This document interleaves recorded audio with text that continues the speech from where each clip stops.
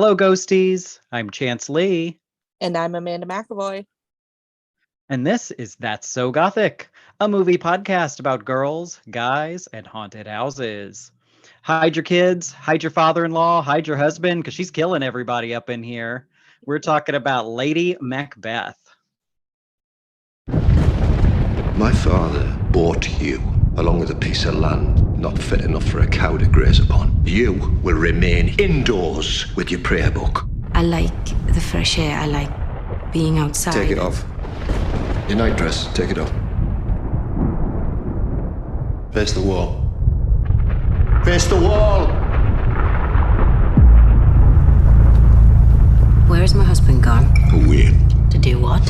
Nothing for you to concern yourself with. You'll be on your own for a while.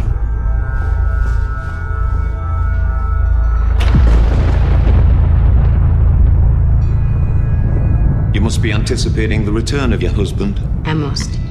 It is not good to be without company for too long, I think. Are you lost?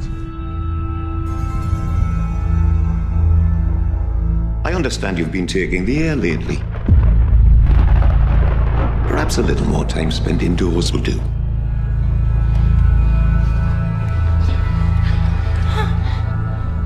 Do you love me? Of course.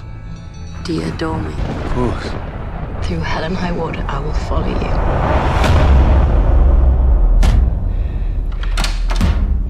You're home. You've acted so very shamelessly and so very stupidly. You will never see that man again.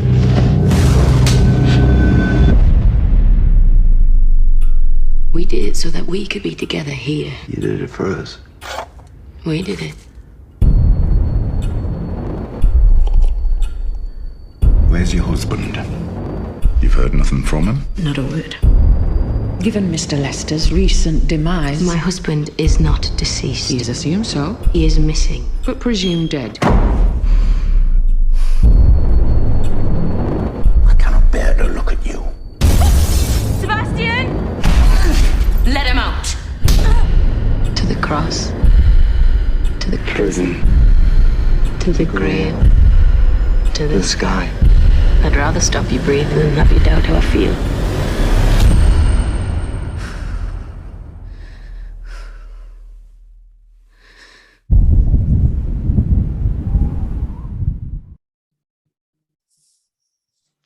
Released in 2017, Lady Macbeth was directed by William Oldroyd with a screenplay by Alice Birch. It is based on the 1865 novella Lady Macbeth of the Mtsensk district by Nikolai Leskov. Very Russian. Ooh. It stars Florence Pugh as Catherine, a woman who is sold to a man twice her age to be his wife.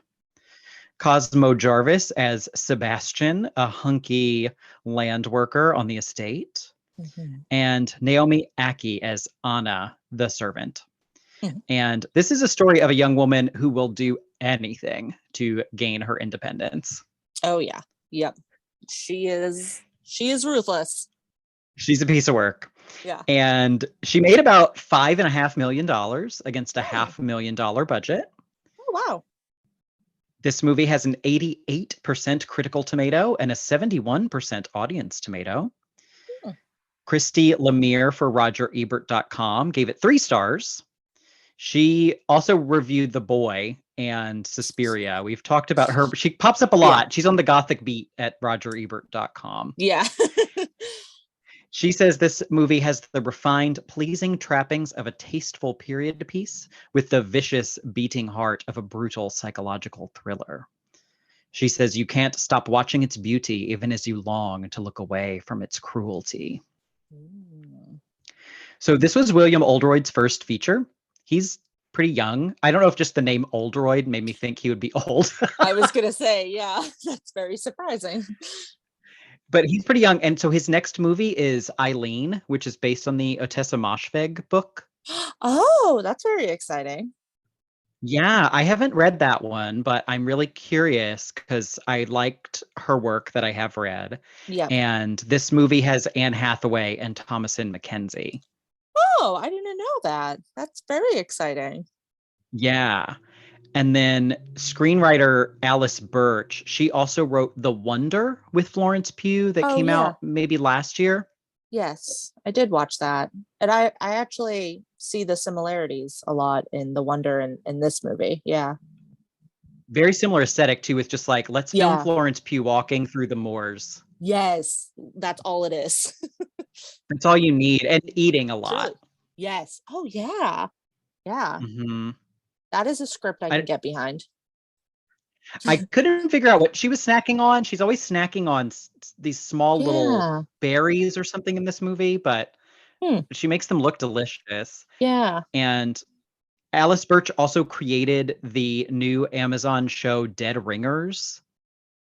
Never heard of that. I had not heard of it until I was doing research for this, and it's based on the David Cronenberg movie. Oh. Which I hate all of his movies. I'm sure Yes. I've ranted about that before here. And that one I turned off after like 30 minutes. Wow. It stars Jeremy Irons as twin gynecologists who use their position to basically just like seduce women. Yeah. And trade off. So the show is a gender reversal. It has Rachel Weisz.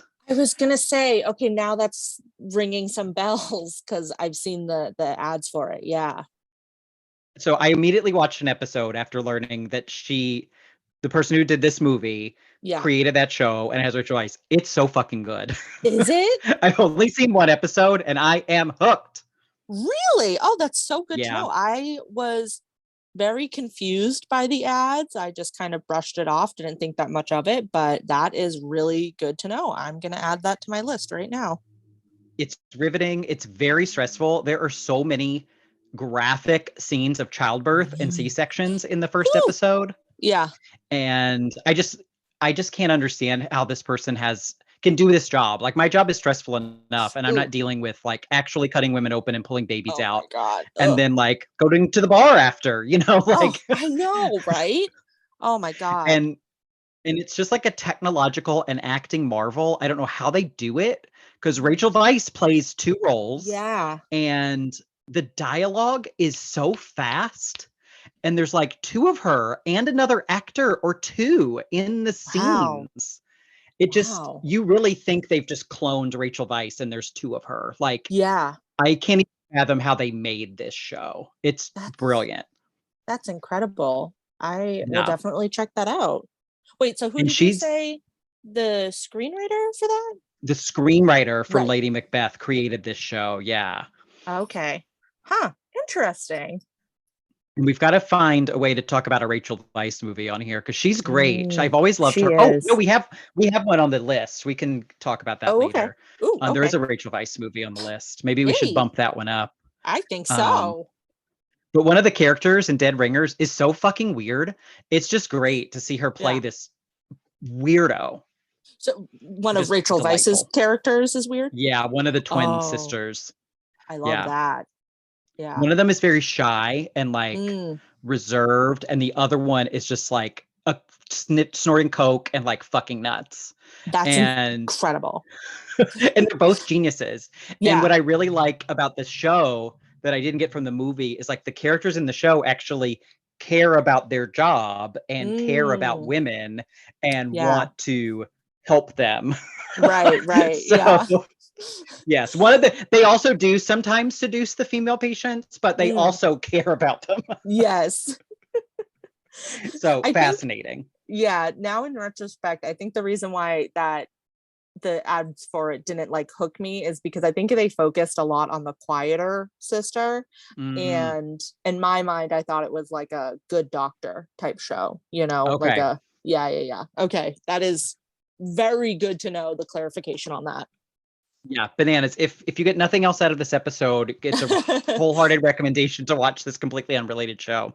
Great.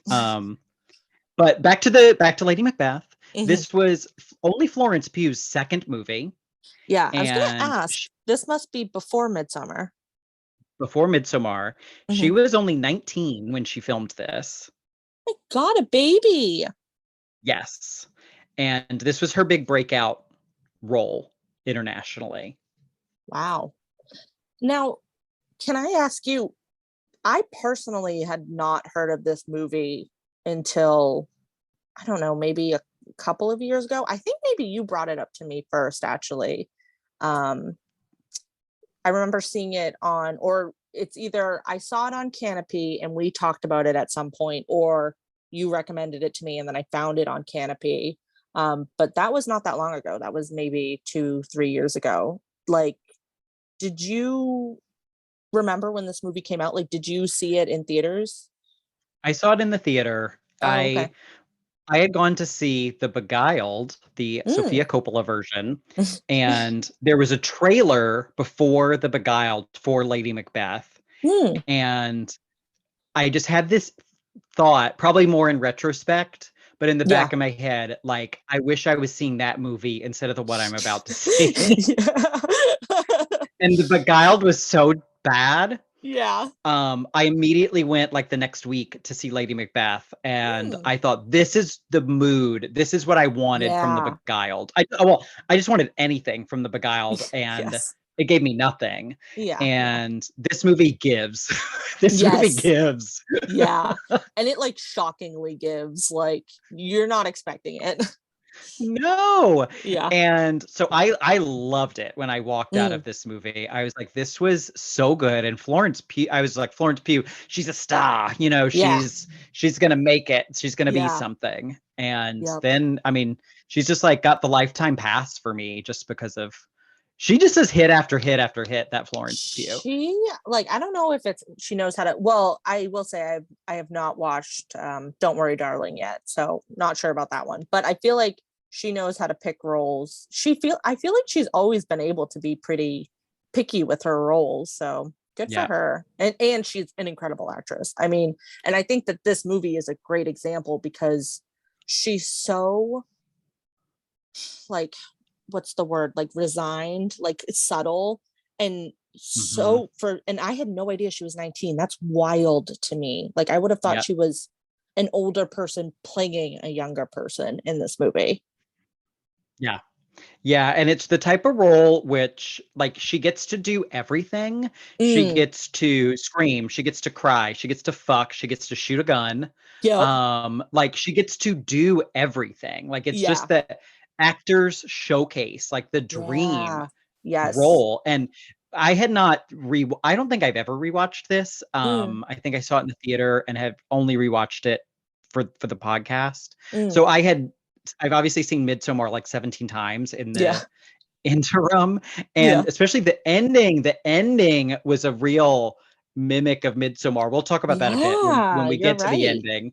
But Yeah. I think this movie definitely got her that part, Yeah. or at least got I her could definitely on see Ari that. Aster's radar. Yeah. Yeah. Oh, I could definitely see that. You're right. Because in this movie, she has no family. Mhm. She's kind of, the gothic tropes that we'll talk about later. She's drawn into this situation that she's not expecting, Yep. and she starts to take control of things in a Yes. surprising way. But Yes. yeah, no, I love Florence Pugh. She makes great choices, except remember when she was dating Zach Braff for a while, the Mm. true gothic horror. Yeah. Like, that seems like a real life gothic horror. Oh But my goodness. But I shouldn't say that, because she did come out and say she wished people would stop making those comments. So That's true. I apologize. Yeah. They're directed towards Sorry. him, not towards her. Right. Sorry, Um, Flo. Yes, she's young. She'll Yeah. learn better. Yes. Sorry. Wow, condescending. That was bad. We'll never sorry. I get know her on the podcast. I know now she'll never be a guest. Well, let's get into the plot summary. Mhm. So we start with this scene of her. She plays Catherine, and she's in all white at her wedding. She seems a little confused, and Yeah. she doesn't know where she is really. And it's because we'll learn she's been sold to this Mhm. man who's a wealthy landowner. Yeah. And we get some very pointed dialogue. She's told this house gets very cold, and she says, I'm Mhm. thick-skinned. And she has her husband's very weird. He will not sleep. He will not have sex with her. Yeah. He often will have her just undress and then like fap in the corner. Yeah, and like, he says, face the wall, like very Blair Witch style. Like she's Yes. it's very creepy. And he's so bizarre. Yeah. Um, and the movie, what I really like about this movie is that it's very quiet. There's Yes. lots of scenes with no talking, but Yep. really good sound design. Yeah. I'm pretty sure there's Really, no music anywhere in the movie, is there? I Or if didn't there even think is, it's about that. very subtle and it's used in a way that just seamlessly fits in. I don't know that there's music anywhere. That's a really good point. They sing at the wedding, Right. and then yeah, that's true. I don't think I there's don't any, think there's like and that's interesting too because soundtrack. she doesn't know the words. They're singing Yeah. this song, and she doesn't know what it is. Yeah. Yeah. Yeah. That's cool. I hadn't thought about that. Yeah. I'll have to rewatch it because that's something I just thought of too. Because you're right. I mean, there are long scenes with no sound or like, we're going to get into it. But like, for example, when she's outside, like you just hear the wind, like it's not some like crescendo orchestra music in the background. No, and there's really good like Foley work. Like they're always tying her into a corset and you hear the Yes. laces. Yeah. Or the maid is just like brushing the shit out of her hair and you God. hear the brush go through. Wild. Yeah, those are so good. It really said this is a mood piece, I would It say. is. Yeah. And we get this repeated image of her in this royal blue dress, sitting on this kind of pale yellow sofa. The dress takes up the entire width of the sofa. Yeah. We see this image throughout the film. Yeah. Something this movie does really, really well is show boredom. I feel like I've never watched a movie where boredom has been displayed like so brilliantly but also not in a boring way. Like there's this one, it's one of the first scenes I think of her on the couch in the blue dress, and it holds on her for minutes and she's kind of like nodding off. And I think maybe because it's like such a beautiful blue dress, I love the costumes in this movie, but like I can't take my eyes away, but it's literally just a scene of her being bored and you like understand how bored she is. It's so good. That's a really good point. I hadn't thought about it in that way, but yeah. They won't let her go outside. Like she just wants to go outside and go for a walk, and they want to keep her indoors. Yeah. And she should be there pleasing her husband, but he adamantly does not want her. So like she's just there. Yep. Yeah. She's just chilling. What a and there's no TV. There's no Instagram. There's no TikTok. Yeah. There's no, and if we maybe, I wonder, I hadn't thought about this. I wonder if can she read? I wonder, I was just gonna ask that. Yeah, because maybe that's why she couldn't sing along with the song, because she had the prayer book open and she couldn't read the words. Oh man, now we're true podcasters. We're making points. Yes, the movie's so subtle, which I really appreciate. Is. Yeah. That's true. Yeah, so she can't even read a book. Right, because that is something I was wondering, is there has to be books in the house somewhere, but right, because he's rich as fuck. Yeah. I don't know if you ever see any books, but I mean, God, yeah, probably. That's good job. Yeah, good job, you. So good job, so she's trapped. She's trapped in this boring ass house. Mm-hmm. Her husband ends up getting called away because there's been like an explosion in a mine or something. Yeah. And so immediately she takes down her hair.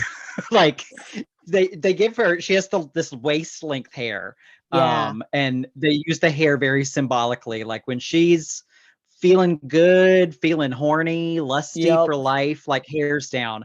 And then when she's being oppressed, like the hair's back up, it's very tightened up. So she goes out, she immediately sets off. There's this handheld camera work of her on the moors. And like you said, the wind is blowing. And she ends up, the estate has all these men who work in these barracks down like on the land. And she goes down there because they've tied up Anna, the housekeeper. in a Yeah. sheet. Yeah, I think And it is how they like weigh animals. It's like sort of like I I have something similar when I have to cut my dog's nails. I string her up and clip her nails in that. So like that's what I was okay. thinking. So yeah, but I think they use it to weigh animals, and I think they say something about like they were, continue. But yeah, it's a gross scene. Yeah, they say they're weighing a sow, and Yeah. she's naked in the sheet, Yeah. and Catherine turns into all of a sudden the lady of the estate. Hmm. She starts yelling at them like she's the husband, and she says, "Get her down." She really Yep. takes control. But then there's this hot, hot, hot Oh my guy. God, he is toasty. I had to search for him because I was like, I know this man from somewhere. I do not. I think he just appeared to me in my dreams or something. He's fine, man. He is so sexy. And the movie doesn't even need to give context as to why No, she's so turned on by him. You no, just see yeah, him and you're like, yes. He has oh, these like perfect, beautiful freckles. Like he's one of those people who I feel like it makes sense. His character, is a farmhand, but he's not like sometimes they go a little bit too far with it. They rub them with dirt and, like rip clothes. Like he's just, freckly and like just burly enough. Fine, man. he is perfect. And they start this very aggressive flirtation. Yes. Yes. I was going to say Alden Ehrlich, or however you say his last name, he needs to cover his ears. That's true. That's Yeah. true. This guy doesn't have the same verbal Charisma. charm. Yes. He doesn't Yeah. have the charisma. He's got the physical beauty. Yeah. And I would But still take also Alden. oh, for sure. Yeah. I don't Yeah. feel like I feel like I mean, Catherine is kind of into the borderline sexual assault of their Oh yeah. relationship. Yeah. Alden Ehrenreich would never. He's a gentleman. He would He would always never. ask for consent. He would. He's a sweetheart. He's a sweetheart. But Sebastian is not. No. He comes into the house and forces himself on her, but she likes it. Yeah. So they begin this very passionate affair. Yeah. Yeah. I actually And had to like the first scene because I was gonna say graphic. It really isn't. You actually don't see that much, but it's very noisy and very yes. physical. I Yes. actually like kind of embarrassingly, I had to, because it's kind of fast too. It doesn't last that long. I had to rewind it to make sure that I just saw what I saw, because up until this movie, it's a very like quiet period piece. Like it reminded me of Jane Eyre. Like I'm like, Yeah. she's walking on the moors, and then it's just like Florence Pugh getting railed. Yes. Oh Yeah. yeah. Turned on a dime. Yes. And won't be the first time. This movie loves to ratchet it up when you least expect it. Yeah. And so she later, and it's going to be very episodic. So I'll pick out the real good, not the good scenes, but the ones that I feel like we can talk about. I really like the scene where the old white man priest comes and tells her to stay inside, and they're having tea, and I forget what she says to him, but she just stands up. Yeah. And like that's her way of dismissing him. She just stands up, like, thank you. I love that. And she stands up, and the camera does not pan up with her. So she just stands up, and like you only see her from like shoulders down. Yep. Yeah. And the guy is just there. Like, oh, I guess it's time for me to go. Okay. I wish more men would take the hint at that. That would be great. Yeah.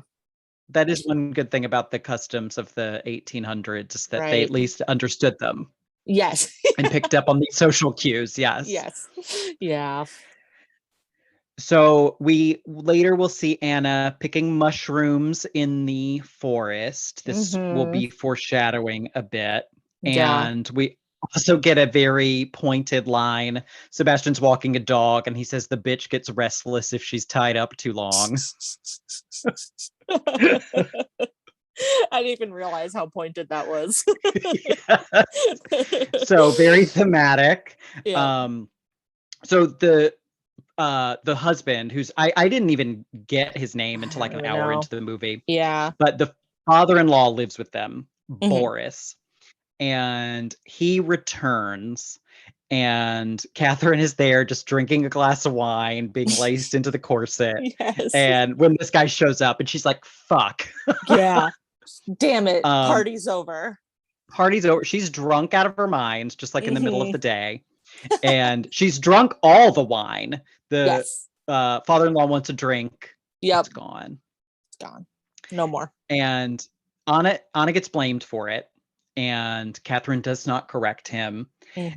And there's another, I mean, it's terrible, but he makes Anna crawl out of the room, quote, like the animal she is. But the way they frame it, again, she drops just out of frame and the camera doesn't follow her, and then out she goes. Yeah, I actually like didn't, it was kind of cool how it happened, where like I didn't even really realize what had happened, because, you know, typically the camera would follow and it didn't. So that was a really cool scene.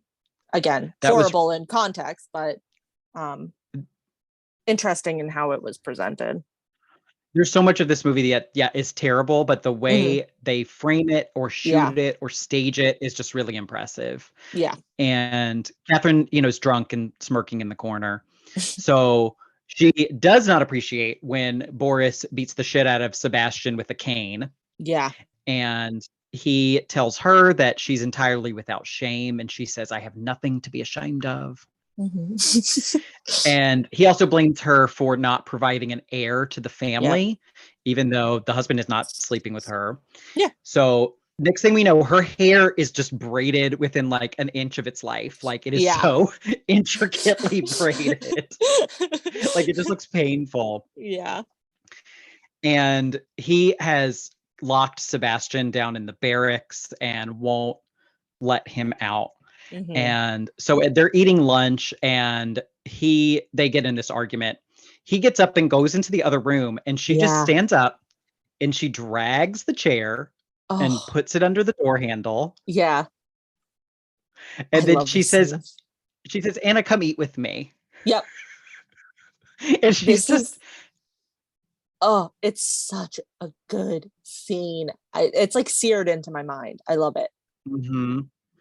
Florence Pugh is so good. She's just talking, eating her tea. We start to hear the old man pounding on the door and scratching at the door.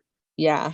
And Anna, this actress who plays her, does so much with not a lot. Yeah. And the way her eyes flick back and forth as she's starting to realize what's going on. Yeah. Yeah. Oh, it's so good. And you can hear him choking and gurgly, and it's so good. And Catherine not reacting, just sipping her tea. Yep. In her beautiful blue, I think she's wearing the blue dress in this, and her beautiful blue dress. Oh, it's so good. It's so great. He is dead. And they take this funeral picture where they have the coffin vertical and his corpse in it, and she has to pose next to the body. Yeah. That's so fascinating to me, like just that was a custom. Right. Yeah. I would love to get a couple of those for my room. You probably could. I bet you could. Yeah. And so she immediately, with him out of the picture, she brings Sebastian in. There is a gorgeous shot of her fully clothed and him naked on top of her in bed. Yeah. Such a pretty shot. And just like, I mean, just looking at him is fantastic. Right. But just everything about that is great. And then she starts dressing him in her husband's clothes. Yeah. She almost gives him the role of like a man of the house. Yes. And she's just very open with her affair. Anna, meanwhile, is just frightened into being mute, and she'll never talk again. Yeah. So one day Catherine is in bed with Sebastian, and she sees her husband come his horse. He's home. So she hides Sebastian in the closet, and the husband is typically charming, calling her fat. Yep. Of course. So saying that she's become a whore in his absence. And so she goes into the closet. Yep. She brings Sebastian out, and just like maintaining eye contact the whole with time. her husband. Yep. Puts Sebastian on the bed, undoes his pants, straddles him the whole time, just staring at the husband. I literally was like, what am I watching right now? It's very This is when the movie becomes, and I say this as a compliment, it becomes a comedy to me. Like, I find this movie hilarious. Like, it becomes a little unhinged. Like, oh just my God. how bold she is. Yes. Is just stunning. And so they get in this big fight, and I thought the husband like put his finger in Sebastian's eye or something. That's what I thought but, too. But he was fine. And Catherine beats him to death with a poker. Yeah. We get more really good sound design. Just, I mean, yes. they don't really show it, but you hear it. Oh, you do. Yeah. Yeah. And there's some blood. There's definitely some blood. Like, yeah. Yeah. It's like the, when they sawed off the leg in the old version of The Beguiled, like you don't really see a lot of it. You see some blood, but you hear it. Right. And that's like almost worse. Or actually probably is worse. Ugh. Yeah. So Sebastian has to bury the husband's body. And I hate this is not funny, but, yeah. but I think just because it's so awful, I found it hilarious. So she goes to shoot his horse. And sucks at it. But she's so bad at it. I know. She gets the shotgun. She shoots it. She flies backwards. And like grazes the poor horse. Has to shoot it again.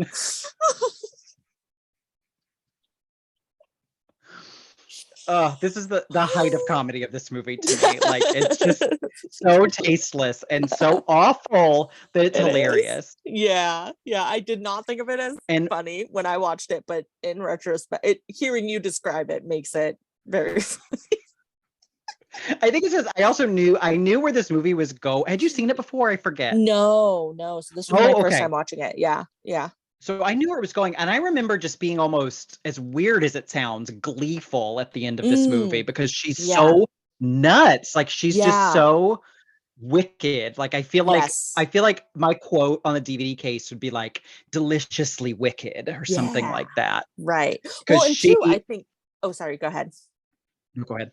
Well, I was gonna say, like, I think too, it's such a satisfying payoff because she starts off not even as like, a lot of times when we talk about like the gothic heroine who becomes kind of like, violent and crazy at the end, it's because, they start off as, innocent and doe-eyed and demure. And then, they're usually like incredibly, tortured or violated or something. And then they get that, like, her story is much more like, it's obviously a very shitty situation. And I would say that these men are pretty terrible to her, but like in the grand scheme of things, especially with other heroines we talk about, it's not like that bad. Like, she just has a shitty husband.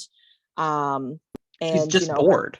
She's just bored. That's what I was going to say. Like, that's what makes it so satisfying is it's not like this crazy arc of, insanity. She's just fucking bored. And I love that for her. I love that for her. I know. I love how that you framed it that way, because that's made me appreciate the movie even more. All the stuff that she does because she's bored. Right. And like I said, I almost wonder if it was intentional. The almost first half of this movie, it does remind me a lot of Jane Eyre. Like, she shows up at this house. It's an older husband. She's walking on the moors, and then I think once she starts her relationship, it really veers off. But again, like, I wonder if it's almost intentional. Like, Jane is sort of this very respectable woman throughout the whole story, the whole book, like, and she finds courage in herself and stands up for herself. Catherine just goes fucking insane, and I love it. Yeah. And as we'll find out, Rochester had the woman in the attic, and the husband had another woman as well, also a Black woman. it was assumed with Bertha Rochester being from Barbados or Yeah. wherever, you know, she could have been dark. You know, it's hard to tell. Right. There's Wide Sargasso Sea, the kind of like, I say fan fiction, but the novel, you know, that kind of expands upon it. You know, it's like literary. It really is just like literary fan fiction. It is. I didn't think of it that way, but you're right. And so there are those parallels too. That's a good point. And so, we immediately get into that where this woman shows up with this child, and the woman is telling her that Teddy is the ward to the estate. You know, he will basically inherit the estate, and the kid is right there. And Catherine goes, "Who's Teddy?" It's just like she's just cannot fathom that. Wait a second, this little kid, like what? Yeah. She cannot Who's use Teddy? context clues. Yeah. That's just like Mariah Carey. I don't know her. Who's Teddy? Oh my gosh. It's just great. And her delivery is so good. And then he whispers something. I think the woman is his grandmother because she talks about her daughter.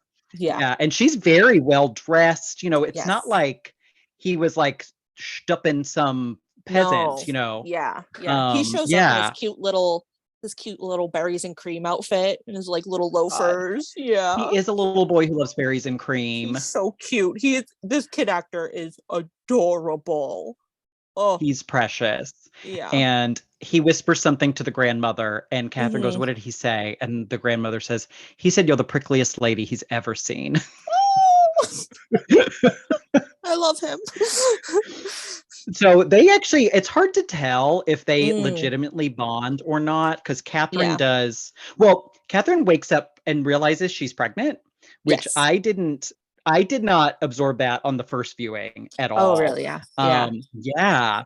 And so she starts to kind of warm up to the kid when she realizes she's pregnant. They have this very sweet moment where they talk about birds and missing their mothers. Yeah. It's one of the only warm moments we get from Catherine, period. It is. Yeah. Yeah. And Agnes is the grandmother, and she wants to give Catherine's room to Teddy. And, you know, and then Catherine's like, well, you can sleep, you know, in like Anna's room or something. I'm sure you're used to smaller quarters. And they're having this kind of bickering across the table. Yeah. But for some reason, and I don't remember why, do you remember why Teddy runs away? Is it because she yells at him? She does yell at him. Is that why he runs? Yeah, I think so. It's hard to tell with the episodic nature, because Sebastian has kind of abandoned Catherine at this point. Yeah, he's like sleeping so again guilty. Yeah.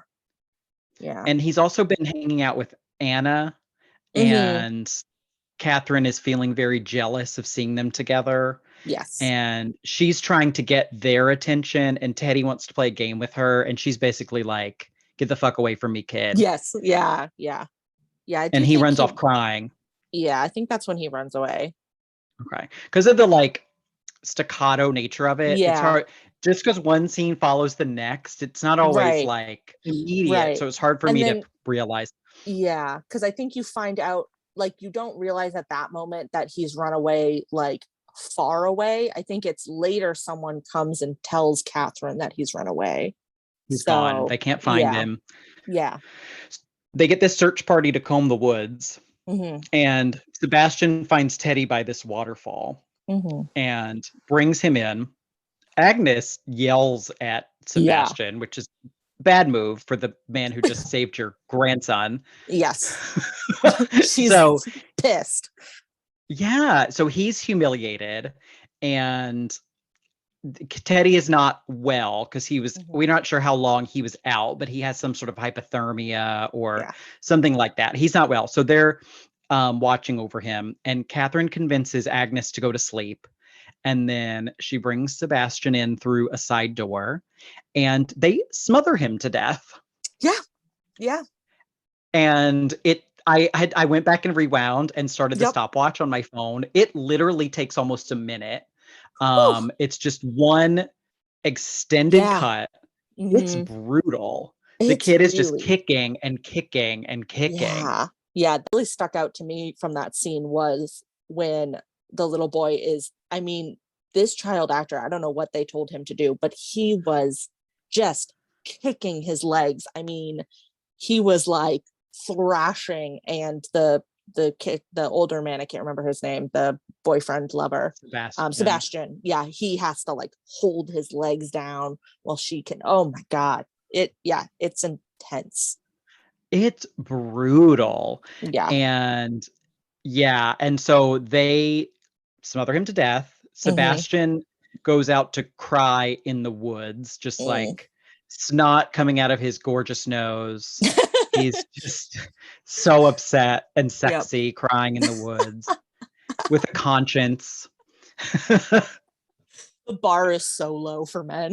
It really is. Especially hot men. I mean, hot men, they can get away with anything. You killed a child.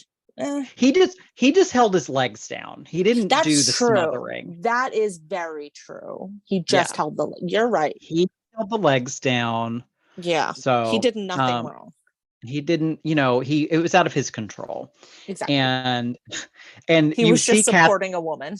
He's supporting his wife. It's Yes. they're not married, but they might as well be. Yeah. He's standing by his woman. He is a feminist. 100%. Smothering kids in the name of feminism. So, and Catherine like seems upset by it. Like she's sitting by the bed crying. Yeah. But as soon as Agnes leaves, she just wipes her eyes and like stands up, and you're like, oh, that was all an act. Yeah. Yeah. And the doctor also suspects Catherine. The doctor comes in and says that he has some bruises that weren't there before. And Catherine says, they're from the waterfall. Yeah. And she has these answers for everything. Yeah. But Sebastian busts in and says that he helped her kill the boy. They killed her husband. She poisoned her father-in-law with mushrooms. She did it all. And he says, quote, she suffocated me and she hounded me and she never let me be. She's a disease. Wow. And it's like, sir, like you were, he also initiated it, the affair. So. Right. Yeah. And you weren't doing she says, too good yourself, my guy. I know. Yeah. And she says, he's lying. Yeah. And she blames both him and Anna. She says, Anna's the one who picks the poison mushrooms. Yep. And they were in this together. And next thing we know, we see them chained up in a wagon being dragged off. And I think the insult to injury is she said something like, well, if Anna says she didn't do it, then we can take her word. But Anna is mute at this point because she's so horrified. That's right. Yeah. They bring her in. Yeah. And she even has the nerve to say, the boy was like a child to me. Yeah. Yeah. And the grandmother's like, oh, I know he was. Like, she believes her 100%. Yeah. And then we see her back on the couch in her dress, her hands on her belly. Her little pregnant belly. Yeah. And this is where I couldn't, because of after Midsommar, the end of Midsommar, I'm like, is she gonna smile? Like, is she gonna smile? Yeah. But she doesn't. Nope. But still, now she's got a house, she got a baby. That's true. She's gonna be so bored though. I know. That's true. Babies are boring. She's gonna be bored and not be able to sleep. Ugh, that's miserable. Yeah. Bad fate for her. I wonder if she'll kill the baby. She could kill the baby. She could kill the baby. She'd probably just I don't know, she should hire like a male nanny to take care of the baby and just have an affair with him. Yeah, that's a good idea. Lady Macbeth Part 2. Yeah. Yeah. So that's it. The end. Yeah. The end. Finn. So we'll take a short break and we will come back to do our Gothic roundup and we'll decide, is it Gothic?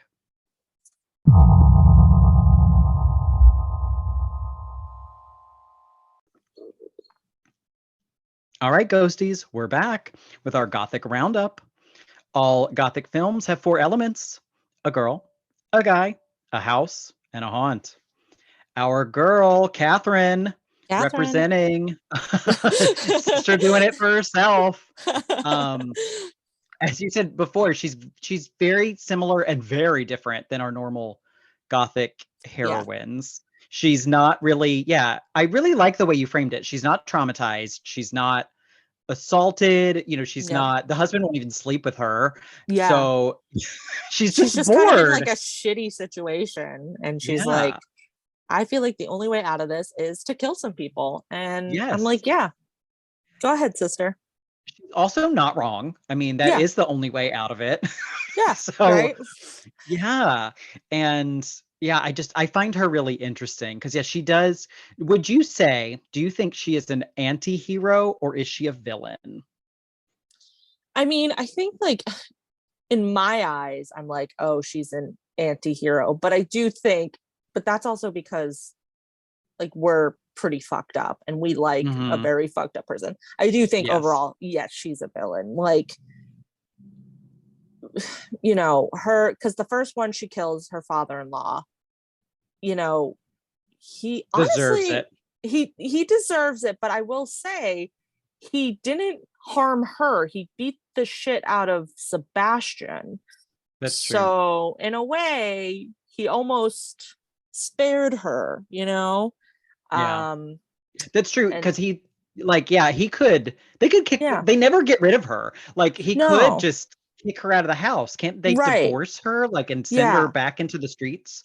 Yeah. And the other thing too is like, I don't know exactly how it is at this time, but I'm sure women could be, basically executed for an affair. Right. And I'm pretty sure he never really threatens that. He's just like, you're a whore, change. And she's like, absolutely not. I will not do that. I will kill you. Which again, I respect and love.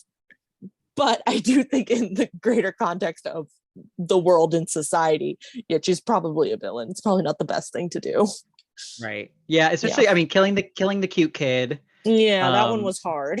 Going a little too far. We love when bad things happen to kids in movies, but this one was rough. This one was it was a cute kid. He was not an annoying kid. He really wasn't. No.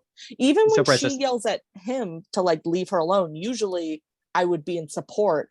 But he was just being cute. He was just, he just wanted her to see something. Yeah. How adorable. Yeah. So I do think technically she's a villain. I love that the movie goes there. Yes. But and so as a film, great. Yeah, as a character, she's complicated. And are you a Shakespeare person? I would say so. I did my capstone in Shakespeare. So wow. Yeah. I do love Macbeth. Okay, I know I've seen Macbeth once. So the Lady Macbeth from the play, she doesn't ever actually kill someone, right? No. She just kind of is the orchestrator, maybe. Yeah, she convinces him to do it. I don't think she kills anyone. Yeah, I think she just convinces her husband to do it, which is actually, I will say, I felt so detached from Macbeth the story when watching this. I didn't even think of any of the similarities, but I feel like it's not a good title. I feel like they took the title. I haven't read this Russian novel. I did read a synopsis on Wikipedia, and the movie seems to be maybe 2/3, because in the book she does have the kid, and it does go on a little further with that. But I also think since it's in Russia, she gets exiled to some Russian prison. But fantastic. So so I think they just did it because of the title, because I don't know what the similarities are or why.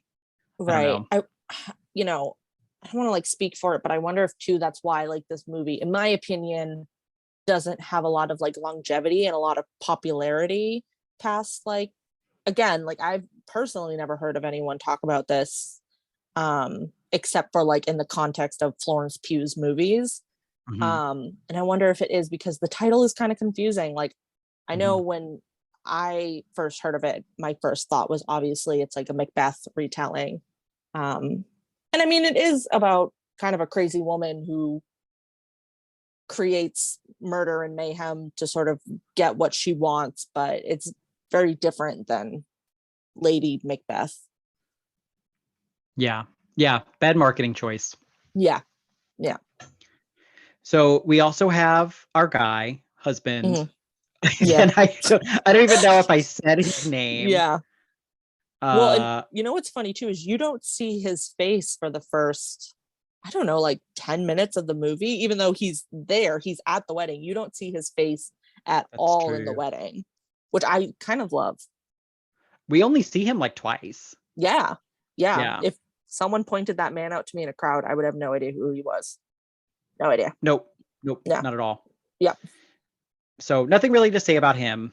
Him and the father-in-law kind of, I feel like, share the guy role, like, because they're all kind of involved in this. Yeah. Wanting to have an heir for their family name, yada, yada, yada. And we didn't really talk about it. And it's one of those things that I think kind of adds to the story. Like, it's a very subtle thing, but there's actually a lot of tension between him and his father.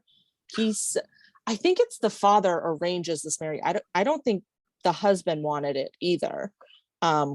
Which would make sense that he's not having sex with her, because he says something, because I think the father leaves before him and the son says something, the son/husband says something derogatory about the father. I think there's some tension there too that isn't really explained or talked about, but I think it's enough to kind of give you like context. That's a good point, because when the father-in-law is killed, the son does not come home for the funeral. Yeah. And he says to her, because during their argument, she says, you couldn't even come home for your father's funeral. And he says, I don't know why you didn't just let him rot in the corner. Yeah. So he does not like him. It's almost like there's a missed opportunity there where they could have almost bonded over her killing the father-in-law. Yeah, right? Like, I feel like he would have respected that. Yeah, that would have been like a fun twist, is the two of them team up and, raise the little ward. If only he was bisexual, they could both get involved with that Sebastian action. I kind of thought that's the way the movie was going during that scene, is because it takes a solid like minute or two for the husband to react. He's like sitting there and I'm like, oh, are we going to get like some sort of, Shakespeare term, are we getting like a cuckold thing going on? Yeah. I wonder if I thought that too when I first saw it, because again, on rewatch, it's like I knew where it was going, but especially with him not having sex with her, it's like, is there a latent homosexuality here? Like, what is his issue? Yeah. I think that would be honestly like something I would deeply consider if he didn't have the son. Who knows? Maybe the son's not his. There's 1,000 ways that could go. Yeah. Missed opportunity there for them to team up. But at least he has this gorgeous house. So we do have a house that is lovely, and the exterior is a real estate. It's called Lambden Castle. And I don't know what any of this means, but it is the seat of England's Earls of Durham. Cool. Great. I don't know what that means. I don't understand the hierarchy of British aristocracy, but the interiors were all sets. And there's actually an Architectural Digest story that interviews the set designer. Oh, really? And I didn't get her first name. Her last name is Abrams, but she talked about explicitly designing the sets to evoke a joyless existence. So she tried to eliminate all cheerful tones and create a depressing palette that is largely sepia. Interesting. Yeah, I mean, I think she succeeded. Yeah, and the Architectural Digest uses some great words, and they say it is decked out in a dispiriting panoply of loamy neutrals. Wow. Someone got a thesaurus for Christmas. I didn't know Architectural Digest was for such a high reading level. God. Wow. Yeah. Oh, geez. But it's a good, I do like the house. It's a good house. You know what I like about it too is it's one of those rare cases where, and it's probably because it's a set, the inside at least, is I appreciate it when there is a period house, but it looks like it is actually in that period, in the sense that it looks new to that period. Like everything looks so clean, you know? That's Like I true. appreciate a creepy gothic castle, but they already look run down and decrepit and, you know, da. Like even the house in like the Beguiled, like it looks, you know, probably because there's like people living in it and stuff, but it looks, Yeah. you know, a little messy, a little lived in, blah blah blah. Like this looks like a new house probably at that period. That's a good point. And it does have Yeah. great lighting. There's lots of It really nice does. windows, which Yeah. is tormenting to Catherine, who just wants to be outside. Yes. But Yeah. they have the nice window where the shutters like fold back into the Yeah. walls and everything. Oh, Because so pretty. really nice lighting. Be Yeah. great for if houseplants existed at the time, they would have thrived Yes. Oh my in this God. setting. I never thought about how houseplants are not. I feel like they're like a recent invention. Yeah, They quote I was unquote gonna say, invention like that just like concept. blew my mind. Like Yeah. thinking about, oh my God, like you probably had like greenhouses and stuff, but you weren't bringing a ZZ plant into your house. That's wild. Right. Wow. Yeah. That's the biggest takeaway. Yeah, we got to look up when the first house plant. Maybe there'll be a gothic movie about that. It'll be Ooh, like, you know, that crossed with Little Shop of Horrors. It starts eating yeah, people. that'd be nice. Yeah. But we don't have that in this one. We don't really have a haunt. There's kind of the misogyny of the time Yeah. that Right. kind of hangs over everything, but there's Yeah. absolutely nothing supernatural or mysterious in any way. No. No. Because But even we do I was gonna say even in Macbeth, is it Macbeth?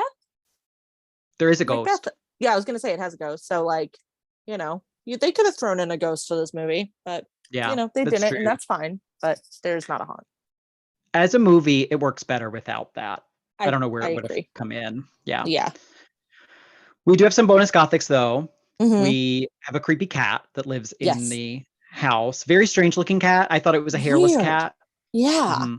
It's like weirdly skinny, like Mhm. and kind of lanky, and its tail, it's a normal length tail, but somehow it looks stubby.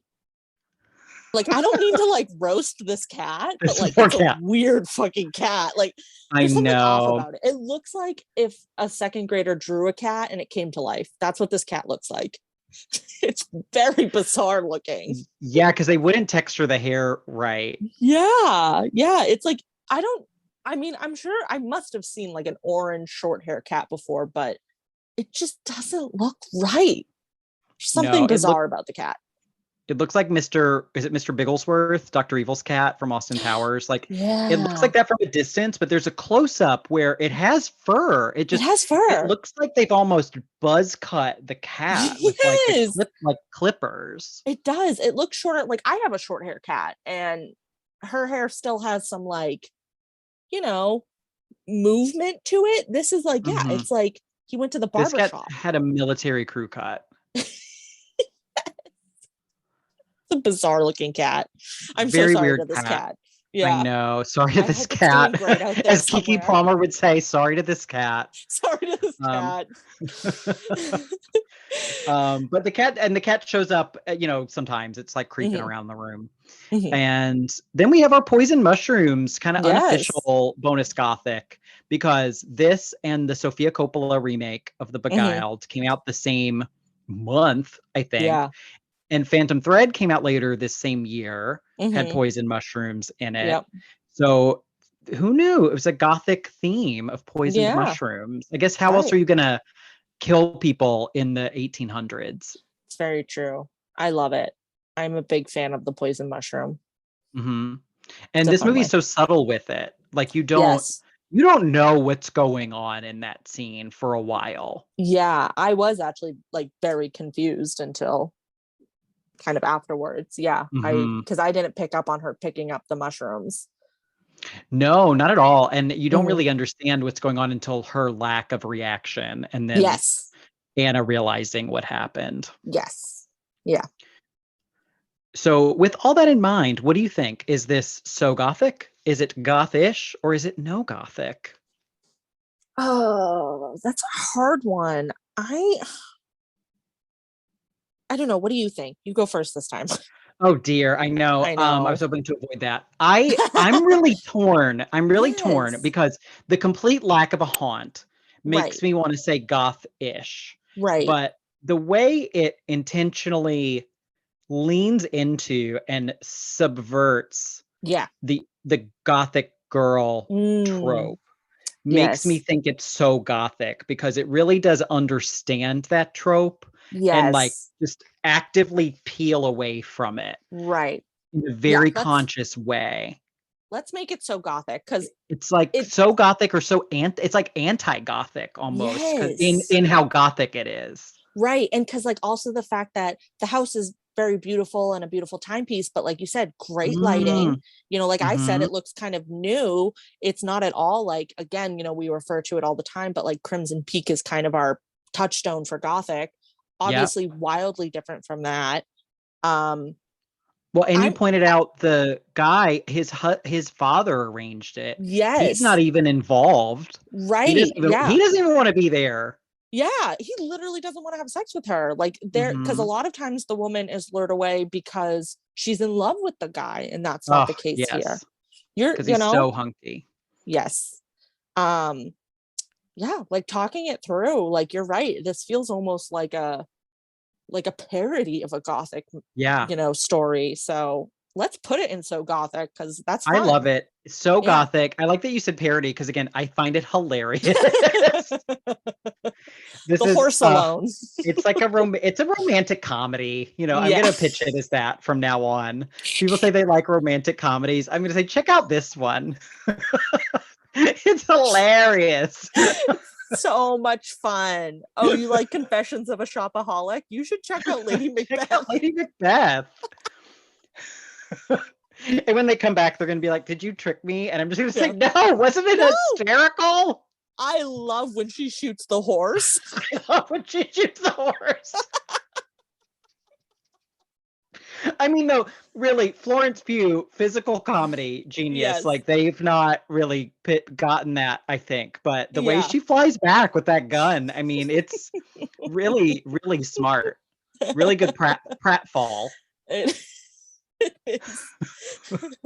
Her and Alden should do a comedy movie. They should do a romantic comedy. Oh my God, I would love them together. Oh, they both have such beautiful, like, square faces. And I mean that in the most like respectful way. One thing we don't get from this, possibly because it's only Florence Pugh's second major role, is the iconic Pugh frown. You're right. We don't get a Pugh frown. Oh, you're so right. Like you know how the emojis now have varying they have varying levels of frown. Yeah. You can do straight, you can do one, you can do a normal frown, but then there's one that's just like an upside down U. Way. Yeah. That's Florence Pugh frown. Like that's so true. I just wait for that to happen in a Florence Pugh movie for her to frown and I go, there it is. Like, yes. Touchdown. Like it's like watching a sporting event. Goal. Yes. Like I just get so excited. What's the big thing? The Vuvuzela or what? Oh yeah. Like I just start blowing on that when Florence Pugh frowns. It's great. So I did miss that in this movie. I was kind of waiting. I was like, oh, because I didn't know her. This was my introduction to her. Oh, so I was like, oh, am I going to get the first Pugh frown? But that would come later. Oh, womp womp. Yeah. Womp Truly womp. A frowning moment. I know. I mean, we'll carry the frown for her. Maybe a little too funny, but if she sat on the couch at the end and just was like, the camera like kind of panned in, like, you know, like oopsie. And it does the like Porky Pig like fade out on the you know, just on her face and then blink, you know, like that. That would have been really good. Would have been really good. In like 6 months, I'll ask an AI to create that. Ooh, and perfect. It'll be genius. Because I don't have the skills to do it myself. That's all, folks. You know, right on. Oh my goodness. So good. Really though, yeah, height of comedy, Lady Macbeth, laugh riot. Anything else you wanted to add? No, I think that is a great place to wrap it Excellent. up. Well, thank you, Amanda. And thank you, Ghosties, for listening to us break down Lady Macbeth. Please subscribe wherever you get your podcasts. Rate and leave us a review on Apple Podcasts or drop us an email at sogothicpod@gmail.com. Sometimes we post on Instagram, sometimes we don't. Follow us there. But until next time, stay ghosty. Boo bye. Bye.